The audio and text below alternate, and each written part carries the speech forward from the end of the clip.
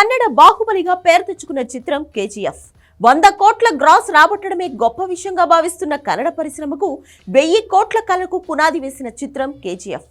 Pan India ప్రేక్షకుల దృష్టి కన్నడ సినిమాపై పడేలా చేసిన చిత్రం కేజీఎఫ్. ఈ చిత్రం విడుదలై నేటికి 5 ఏళ్లు. కన్నడ రాకింగ్ స్టార్ యష్ హీరోగా ప్రశాంత్ నీల్ దర్శకత్వంలో హోమ్లీ ఫిల్మ్స్ నిర్వహించిన పీరియడ్ యాక్షన్ ఫిల్మ్ కేజీఎఫ్. ఈ సినిమా బడ్జెట్ 80 కోట్లు. కన్నడ పరిశ్రమ మార్కెట్ పరంగా అప్పటికది పెద్ద బడ్జెట్. యష్ కెరీర్లో అప్పటికి ఒకే ఒక్క 50 కోట్ల రూపాయల గ్రాస్ ఫిల్మ్ ఉంది. అప్పటికి ప్రశాంత్ నీల్ కూడా దర్శకుడుగా ఉగ్రం అనే ఒకే ఒక సినిమానే తీసి ఉన్నాడు. అయితే ఉగ్రంతో మెప్పించిన ప్రశాంత్ నీల్ ప్రతిభ మీద నమ్మకంతో కేజీఎఫ్ ఏదో మ్యాజిక్ చేస్తుందని కన్నడ సినీ ప్రియులు ఎదురుచూశారు. కానీ బయట పరిశ్రమల్లో ఎలాంటి అంచనాలు లేవు.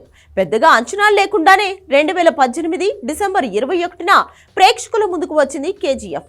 కన్నడతో పాటు ఇతర భాషల ప్రేక్షకుల మెప్పు కూడా పొందింది. ఇతర భాషల ప్రేక్షకులకు అప్పటికి యష్, ప్రశాంత్ నీల్ గురించి తెలియనప్పటికీ వారి కలయికలో వచ్చిన కేజీఎఫ్ కి కనెక్ట్ అయ్యారు. కోలార్ గోల్డ్ మైన్స్ ను ఆధారంగా చేసుకుని దర్శకుడు ప్రశాంత్ నీల్ ఈ కథను తయారు చేసుకున్నాడు. ప్రశాంత్ నీల్ చూపించిన కేజీఎఫ్ ప్రపంచం, అందులోని పాత్రలు ప్రేక్షకులను ఆకట్టుకున్నాయి.